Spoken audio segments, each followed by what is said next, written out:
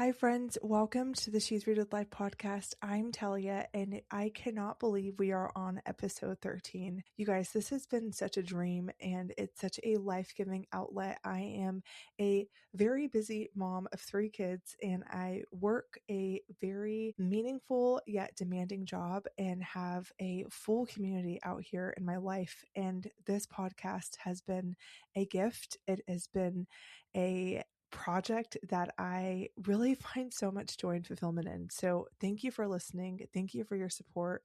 And I am blown away that we are on episode 13. We have 7 more to go to 20. I'm probably going to start a new countdown. We've made it to 10, and over 90% of podcasts do not make it past episode 10, and we are well past episode 10 and new episodes planning. If you guys have guests that you think would be a great guest on the podcast, please also reach out to me and let me know. In today's episode, this is a tender and sacred conversation about birth, fear, worship, loss, and the redemptive presence of God in some of the most vulnerable moments of our lives. Before we begin, I want to offer a gentle trigger warning. In today's episode, we discuss traumatic birth experiences and pregnancy loss.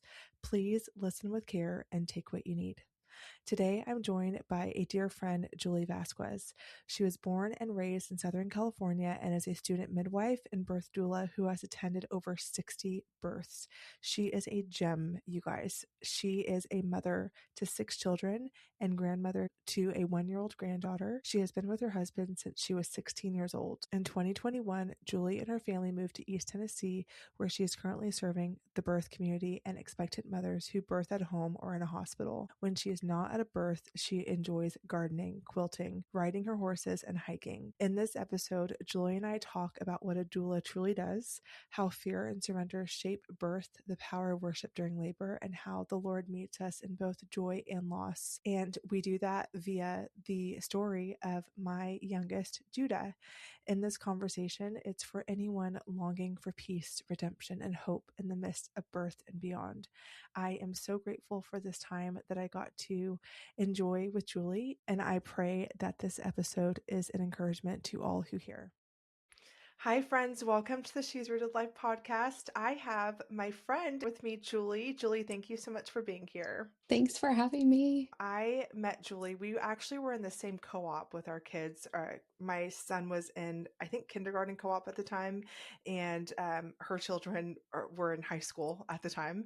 And I was about 4 weeks about to be 4 weeks due with my last son, and had a lot of anxiety with my birth and wanted a doula to be there to support me and my husband. And I have had a history of like high blood pressure in previous pregnancies. And so it was something that and from that, having inductions and then also a history of miscarriage. So having traumatic birth experiences with my first one, I really just wanted the presence of the Lord and for peace to be there. And so as I was praying, Julie came to mind. I'd never met her before. And I was like, sent her a message 4 weeks out and was like, I'm about to be due. Do you even work with someone this late in the game? And she totally came by my side and was such a huge gift. And not just a gift, but also a peaceful, steady, wise, and gift anchored in the Lord and continuing to draw us to the Lord. So, Julie, can you share what a doula is, what midwifery is, and all the things? Because let's just start there. Oh, yeah. Well, thank you for having me, Talia. I just so blessed that I got to be a part of that journey with you and Gerald and Judah and your family. And so what a doula is, basically is a physical and emotional support person for a mom that's pregnant and about to have a baby. And sometimes that means moms come. I've had clients hire me as early as, the beginning of first trimester and all the way up to like your situation where you were 4 weeks out. And then what I do as a doula is I go, I prefer to do a lot of education and get to know moms in their pregnancy. But then also you call when you need me and I come when you're in labor. And sometimes if labor is going fast, we meet at the hospital like you and I did. Or, if it's slower, then I come to the home and we decide when we go to the hospital. And then I stay with mom throughout her labor, delivery, postpartum, about an hour or two after, then I go home. That's helping with the golden hour, breastfeeding, whatever her desires are. That's what I'm there for. And a doula is one I consider myself a cheerleader, an advocate, Mhm. an Mhm. encourager. Um, I have the Lord, I love the Lord. And so I bring prayer. He is welcome there in that space. And what a midwife is a medical person in the sense of they are handling the health of mom, the health of baby in pregnancy. So it's different than a doula, but there's different ways to also seek midwifery. You can do hospital midwifery, which is more on the medical side, and then home birth midwives obviously touch in a different area. um, I think they're both super important. For myself, I'm studying to be a home birth midwife. So Mhm. they are very different. A midwife is not a doula, and a doula is not a midwife. Mhm. I will say too, doulas do not do any vitals. They don't check mom's vitals. We don't do lab work on mom. We don't do cervical checks, things like that. Midwife does all of those things. I'm really grateful that you laid that out so clearly because I think it's important for people to know. It's not talked about. It's getting a little bit more common, but still not as common. Right. So when we first met, you came onto the scene 4 weeks out. What was that like for you being in that space? Well, I always pray. When a mom comes to me, whether it's a message or a call, I just pray because I want to be where I'm supposed to be. I don't want to be intervening or interfering where I'm not supposed to be. And so, um, when you message me, I remember thinking, okay, all right, Lord, show me because, you were so close. And I also had other mamas do around the same time.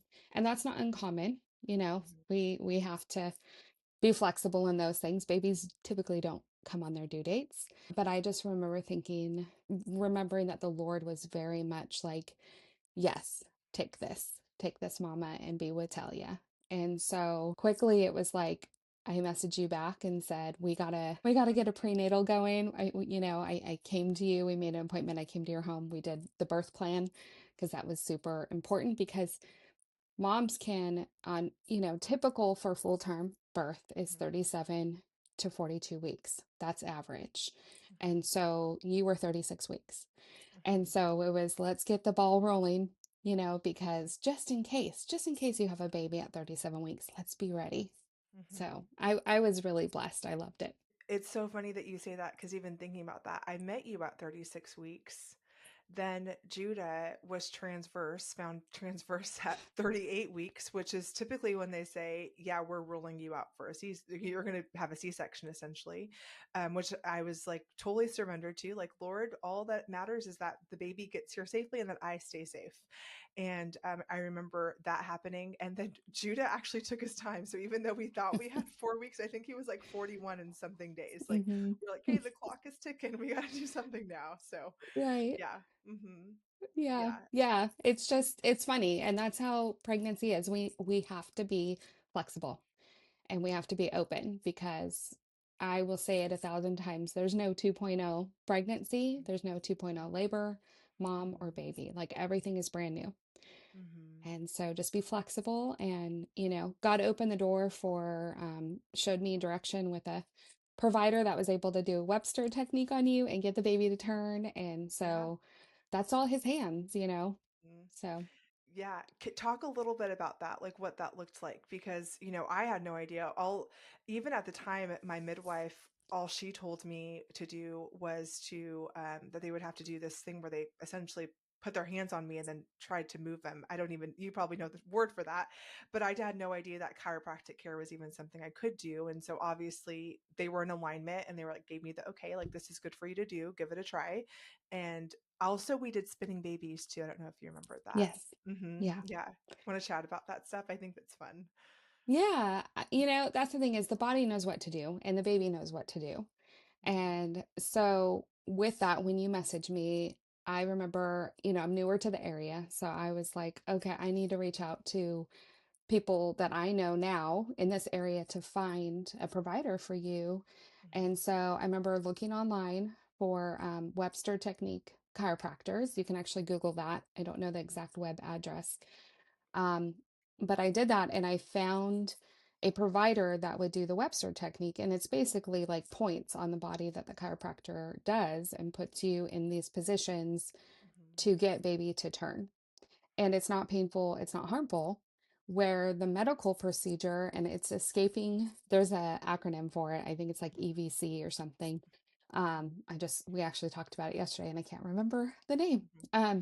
But that is where it's done at the hospital with ultrasound and medical providers. They goop up your belly to make it very slippery, and they move baby into the position they want to. That comes with a lot of risk because you don't know what's going on inside. You have cord, you have all the things that are happening, you have the placenta. And so there could be a reason why baby is in that position. So even if, we take one step at a time. So even if baby chose not to turn, we take one step at a time. I've had clients in the past who baby was breech or transverse, and we tried the things. We did the, spinning babies, Mm-hmm. Webster technique. That baby didn't turn. Mom had a baby out her belly. Sometimes that needs to happen. We never know. Um, but we need to be willing to take those steps and use those tools as God sees. And so that was a blessing. And you got little Judah to turn, and Mm-hmm. it was time. Our big thing I remember was praying that he stayed in that position before you Mm-hmm. delivered. Yes. Yes. And let's actually define what transverse is and what even like transverse breach, like what that looks like, because some people might not know. Yeah. I know I Okay. didn't know.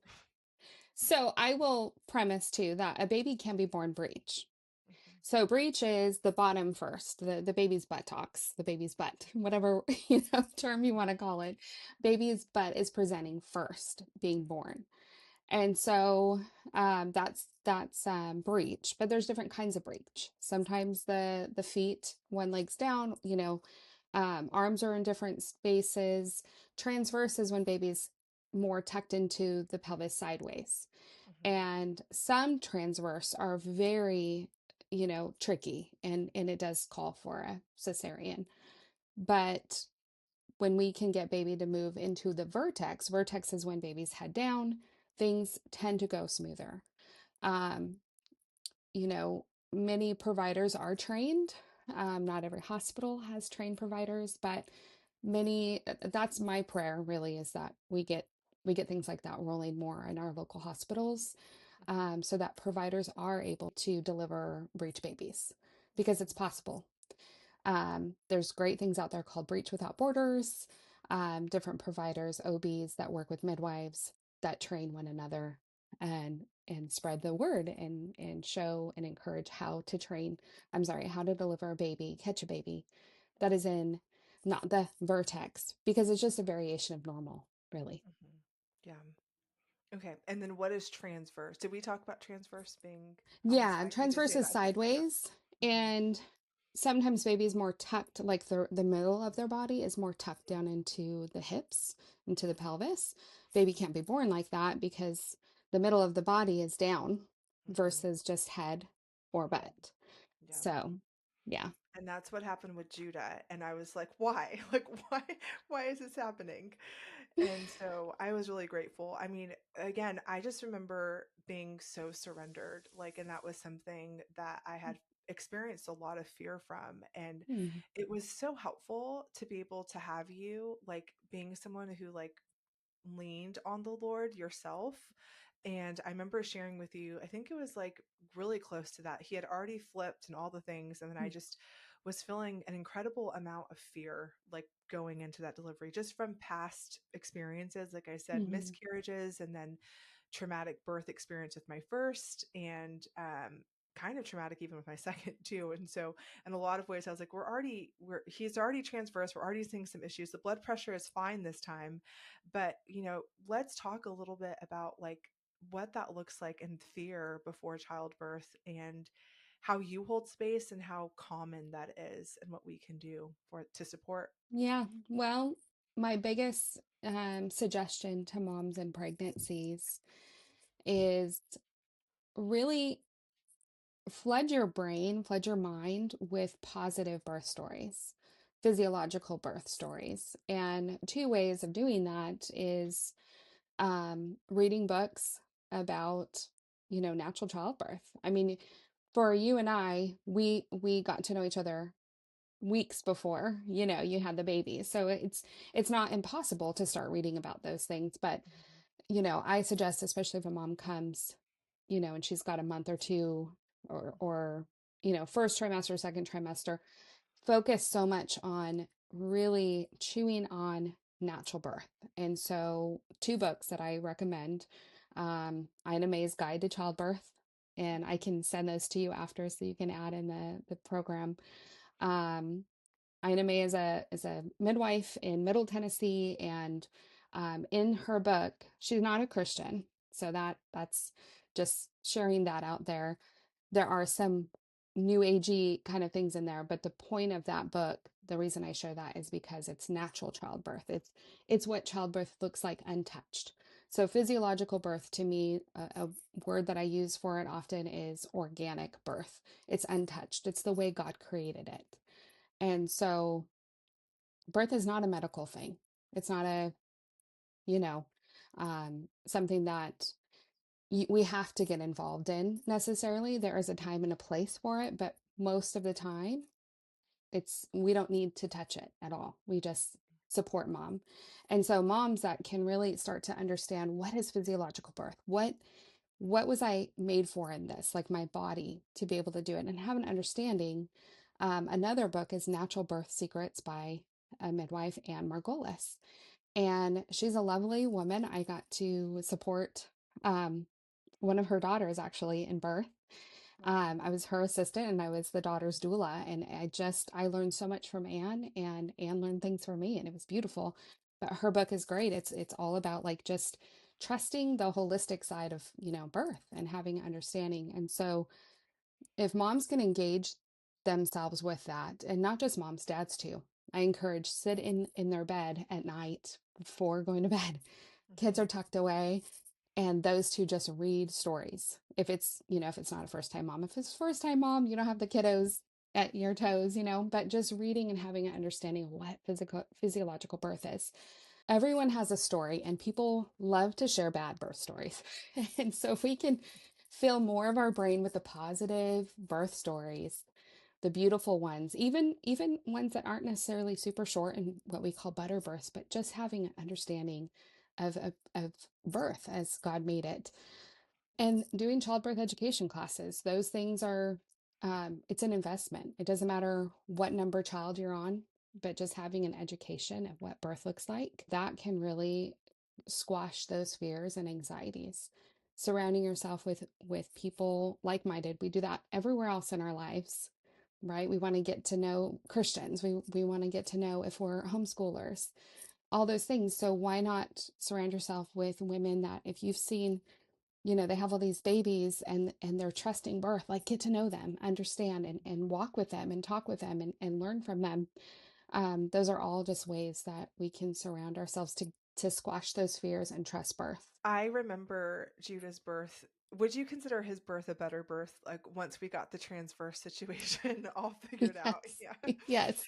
Yeah. Cause Yes. so for me, like, and I know that different moms are going to be at different places. For me, I found a lot of peace being in a hospital. I think because for me, I did have the medical issues with the first two, that I actually was able to relax more. I remember being at home, and I wanted to do as much laboring at home as I could. Like his water broke one Sunday, and it was literally, I think it was like noon that it happened. I just gone for a walk and a little bit of water, and then I went for another walk. I think you might have even encouraged me, okay, walk again. And so I went for Mm-hmm. another walk, and then like a couple hours later, it was just all the water coming out, and I was like, okay, this is my water breaking. I never got to experience that with my first two, like my water breaking naturally. They broke my water both times at the hospital, so it was a very like surreal experience, like to feel that water breaking and to be there like naturally and feel that. And so I remember sitting on the couch and was like trying to like allow my body just like relax. I know that's a really big Mm-hmm. part of natural birth, is allowing your body to relax. And I remember like Selah, my middle child, was at the time a toddler, and she was like making the toddler noises and all the things. And then my oldest son was like, "Mommy, look, mommy, mommy, mommy." And I was like, "Oh my gosh, I need like a space where it's like quiet." Mhm. And like I needed that. And so I just remember going to, when we finally did go to the hospital, I was like, I think I'm ready to go. And, by that time I had already been, I think, like 4 centimeters, or it was a little bit further along. And I just remember, for me, I felt a lot of peace, like having the my blood pressure being tracked on a regular basis, and I had a lot of Mhm. peace with the nurse being there. And I also had such a great nurse. I don't know if you remember her, but she was like, Mhm. I tried to get the natural moms, like the moms who are not going to do the epidural, I try to get them. And I remember, it was the room with the bathtub, so it had the tub that I could labor in if I wanted to. And she had these twinkling lights set up, and she had like I think she even had like the diffuser going on, the oil diffuser. And I Mhm. think you came and you put some oils in there for me. And then a big part of it, which I remember being so grateful for, is you were like, we're gonna praise. And I remember, like, I'm gonna get emotional thinking about it, but yeah,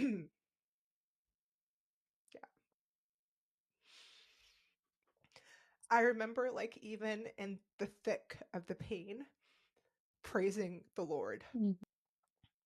And that is like so powerful. Like, I'm crying because I'm thinking about natural childbirth and Mhm. being able to surrender that pain to the Lord. Like, there is literally nothing that we can do in that circumstance. And we can choose to curse, like we can choose, and some moms do, and if they do, like, Mhm. so be it. Like, you're cursing hell, and you're cursing the fact that, like, this is not the way that it should be. This is not the way that childbirth should be.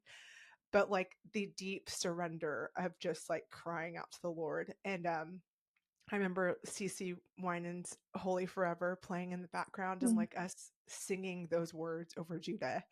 And even praise by Chandler Moore and Brandon Lake. Like, we were you, me, and Jarrell. And then also so beautiful, because I remember the nurse and the midwife, like everyone in that room was praising. And I was like, I don't know if this is like a common experience that people have giving birth, but it was so like special, and just something that, like, to be able to have my child like be born into that level of praise. I had worship with Micah and Selah as well in the background, but you were the first one who was like, you are going to sing and you're going to, experience that. And so what was that room like for you, and what is it like for us in our body when we praise during birth? Oh, wow.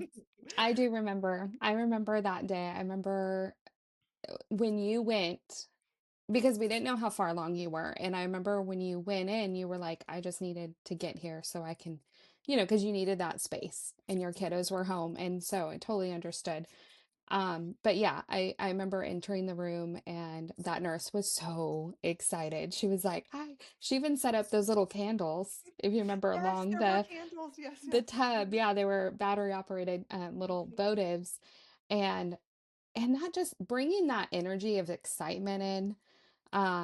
There's birth is like this, and so we dance. We have to do different things at different times. But that excitement that she brought, and I know I felt excited. I was so excited for you guys. And feeling that just peace. There was total peace and calmness in that room and joy. mhm, And Sarah, your midwife, she also is a Christian. And so being able to have just this room full of believers felt like a touch of heaven, mhm, because it says that that's what we're going to be doing in heaven. We're just going to be worshiping. And so, what better way? I mean, God's the one that created birth, He's the one that formed, the Judah in your womb and then gave you the ability to push a baby out. And so, I just want to say something really quick. When I say birth isn't medicated, it's not a medical thing, that nobody had to make that happen. You were naturally contracting mm, and your body was doing what it needed to do to push him down and open your cervix and get him out. And that's mm, what I mean. Like, when things aren't medical, yes, things happen. Like, maybe blood pressure needs to be monitored or whatnot. But I have been at several births where not one cervical check is ever done and we have a baby. where Mhm. not one woman is ever told to push and we have a baby. And Mhm. so it's the natural process. But yeah, so when you surrendered, and like I said, I look back at our text and I remember saying to you, I read it and then I remembered it. It said, birth is all about surrender. And it's really, it is that white flag of, okay, God, I will do this because this is a gift and it is painful. But when we are tense, those contractions are harder. Our labor is longer. Um, all those that fight or flight is going on in our body. Oxytocin is the love hormone, and I I have referenced your birth, not giving your name or details always, but just sharing like that was a butter birth. And why we call those butter births is we just feel like you have this oxytocin that you can cut with a knife in the room. It is so strong Mhm. and you felt loved and Gerald's loving on you and we're all worshiping the Lord and we're just like I mean I literally left there. I think I said I love you. It was just like this whole like you know and that's what birth can be like. And that's the thing is yes, there's such a variation of normal with labor. Some women don't feel super lovey-dovey and excited. Sometimes things happen. But your birth, I felt, and I know we talked about this, it was like a redeeming birth. That birth was your redemption of the things that you felt were stolen before. God blessed you with as you worshiped him and you praised him during those contractions. And that's really how life is too, right? Even when we don't feel like praising, we still have to praise because Mhm. God's worthy of it. Mhm. And so even though those contractions are not like oh, goody, I get to feel this intense pressure and squeezing and pain. We can say, but God's good because it's producing a good thing. You're not suffering. Pain isn't or, childbirth isn't suffering. It's Mhm. producing a good thing. And Mhm. so being able to worship God for giving you this child, growing this child, and now bringing this baby for such a time as this, whatever that birth date is, trusting him with it is beautiful. So it was one of my favorite births. I know. I will put that on my list forever of one of my favorites. There's something about like labor in general, like you kind of hit on that.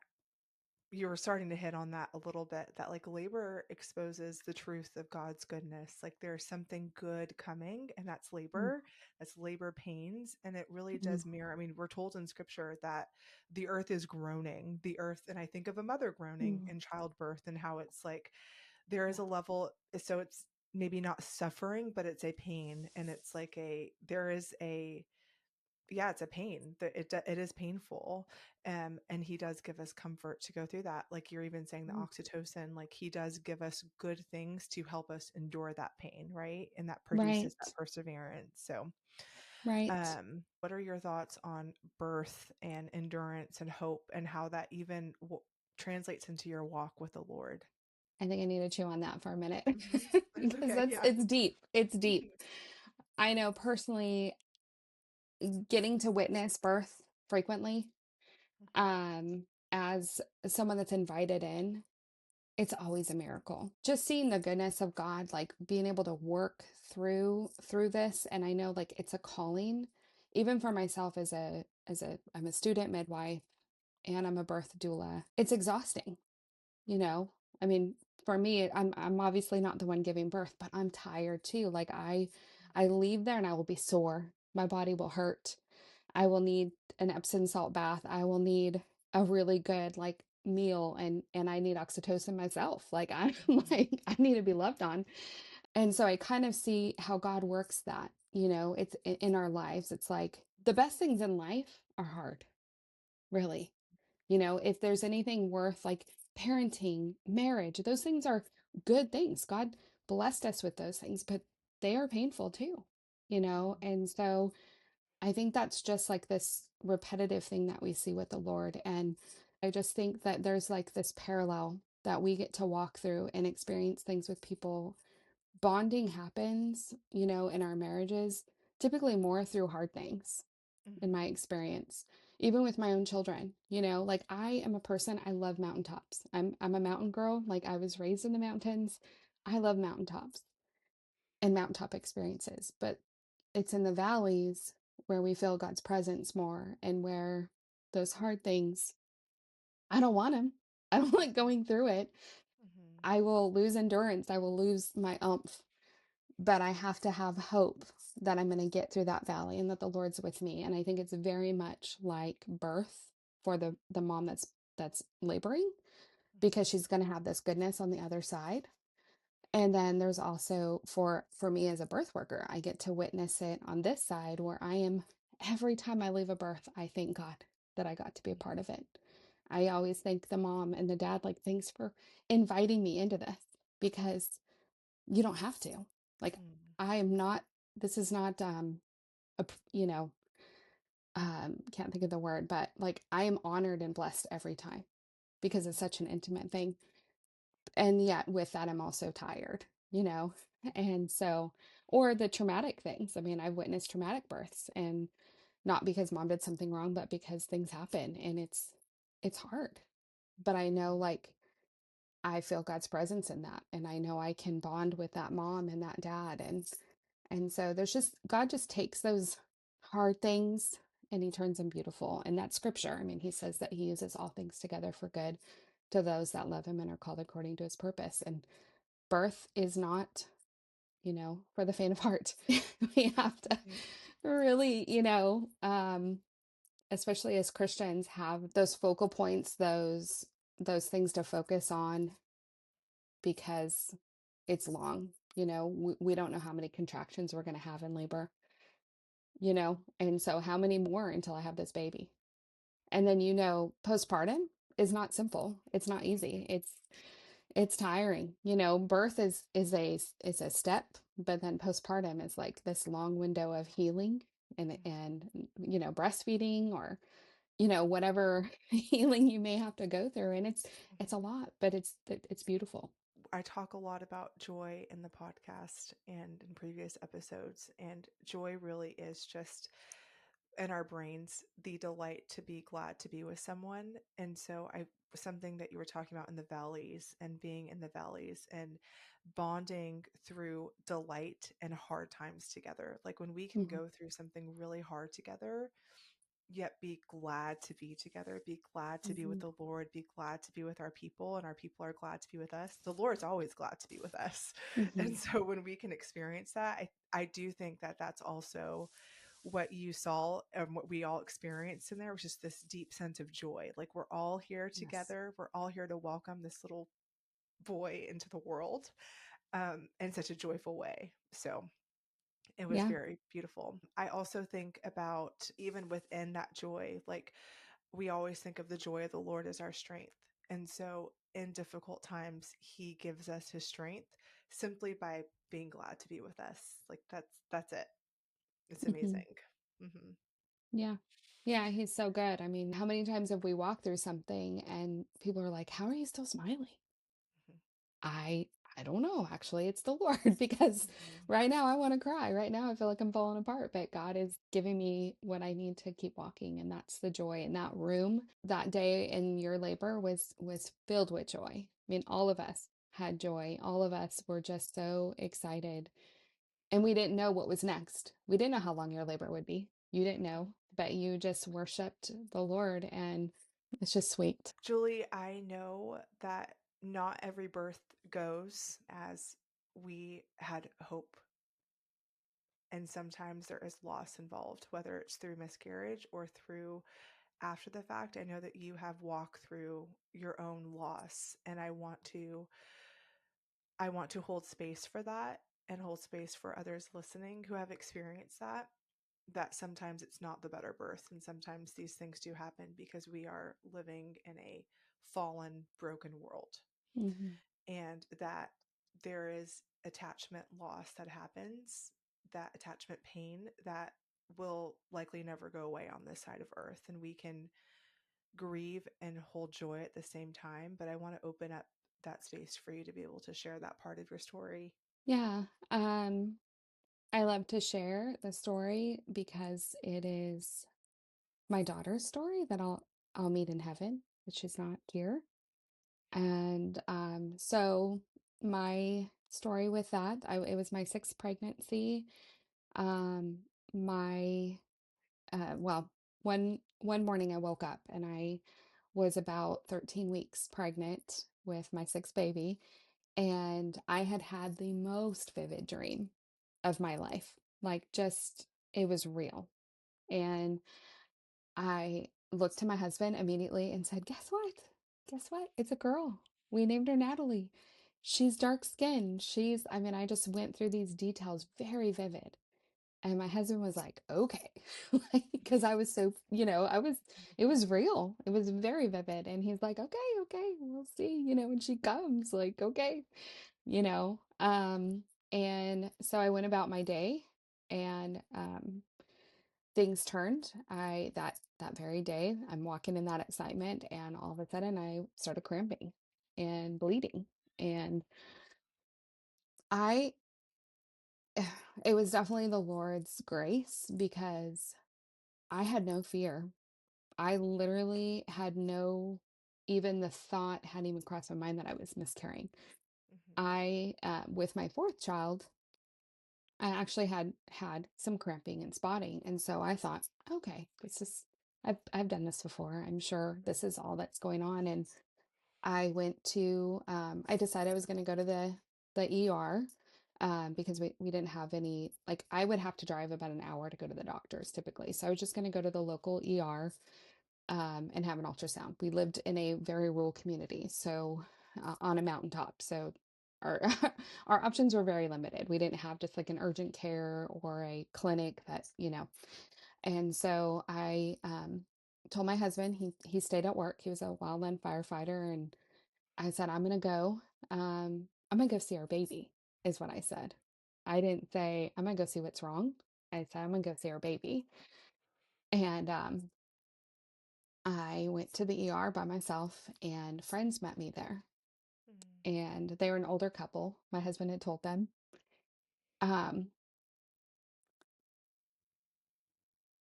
and it makes me cry just because they were such good friends too. Like, it was such um, a beautiful friendship that we had.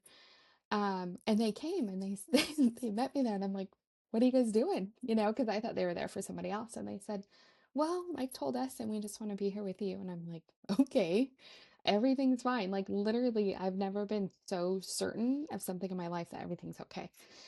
And I went back for an ultrasound, and they said, a very horrible bedside manner. What the woman was saying was just like, basically, there's no baby here, and Mhm. your sack's empty. And I'm like, "What?" Like, Mhm. utter shock. And I loved this baby, and I'm thinking, what? Where is Mhm. she? I just had this dream. I was so Mhm. confused of what was happening. And I went out back to the lobby, and I told my friends that I'm confused about where we're losing the baby. Like, well, now the baby's already gone. Like, I don't know what's going on. Like, I haven't emptied my uterus yet. Mhm. And they just held me and stayed with me. And they were an older couple. It was actually my husband's mentor, which was like a spiritual dad to me, and his wife Rosie. And they just stayed with me. And I just remember thinking, not me. Like, I've always held my babies, like my body anyways has always just held on tight to my babies, and I've always been so, I've never had a problem with this. And so I just was in utter shock. And then a lot of questioning, and at that point I don't remember the name of the song, but there was a song that had just come out, and it was on the radio frequently, and I just remember that song. um it was like something to do with baby blue eye. It was a Christian artist. I don't know, I'll have to look it up later. I don't remember Mhm. the name of it. But every time I heard that, I just wept, because it made me think of my baby. Mhm. And um but Mhm. what God ministered to me during that time was, his word says that my ways are not your ways, nor are my thoughts your thoughts. Mhm. They're higher and I can't comprehend. Mhm. And so it wasn't punishment. I mean, I had all these thoughts, am I being punished? Did I do something wrong? Um, did I do something health wise to not, have this baby? I was also battling with thyroid problems at the time. And so all Mhm. these things were just running through my head. And, um, I never got those answers, but with it was what was so hard about it, I think, losing her, but also then I hemorrhaged a couple times because my body was trying to let it go naturally. And I always advise, like, try to just let your body do its thing. Mhm. But after hemorrhaging a few times and losing too much blood, I had to have a DNC. And so Mhm. that made it permanent. And that made it very like, oh, I had to deal with it. And the sorrow that I didn't get to see her. I know some people, when they miscarry, they see their baby, and I didn't. And so all these, thoughts and concerns and worries, but the goodness of God giving me that dream because it was that day. And so, yeah. Mhm. So exactly a year later, almost to the day, I gave birth to my Abigail. Mhm. And we know she's our rainbow baby. And she, if I had had Natalie, I might not have had Abby. And those are those things that you don't know. And that's where you just have to trust the Lord with it, and just walk through. And it's okay to grieve. I think that was something very ministered to me a lot. Is there was an older woman who told me it's okay to grieve, like, Mhm. grieve, and giving me permission, because as moms, so often we hold back because we don't want to upset our children or make them worried or fearful. We always try to be so strong. And she said it's okay to grieve. Mhm. Yeah. So, Mhm. yeah. I think so much Mm. of that scripture in First Thessalonians, where it says to grieve not as the world grieves, as those without hope. And Yes. sometimes we can read that as like, don't grieve, but it's actually grieve, but grieve with hope. Grieve with Right. the hope of heaven and the hope that Jesus has our babies in the palm of his hands and that they're dancing Hmm. with him in heaven and in glory. And they've never had Yeah. to experience pain on this side of earth. Um, and Right. that doesn't make the pain any better. It doesn't even really like soothe the pain per se, but it does give us a strength of hope for the future. And Yeah. and I want to give hope and a word to anyone who's listening and who is in any stage of their life where there has been child loss, there has been miscarriage, or maybe the lack of children, that there have been Mm. prayers for children, and maybe that's never been a fulfillment on this side of heaven, and holding space for that. And that attachment pain is the highest level of pain that we can experience as humans, and our brain reads it as physical pain. And Mm. so inviting the Lord into those places and inviting safe people. Not everyone can hold that level of pain with you, and to sit with you in the pain and hold you Hmm. in the pain, and not try to make it go away with words. Attachment pain is in the part of our brain where we actually can't speak words into that.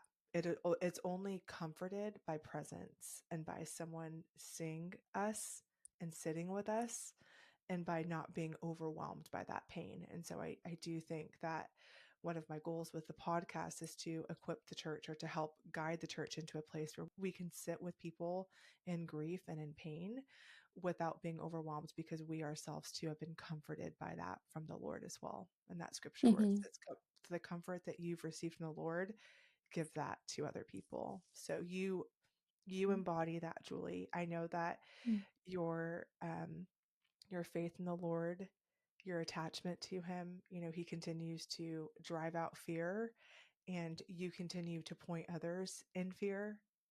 Let's invite the Lord into this space and let's praise him. So thank you so much. You've been such a gift to me. Mm. Well, thank you, Talia. You too. You have been a gift to me, and God really teaches me through every, mama that I work with, and dads too. I mean, it's just such a gifting to witness such things.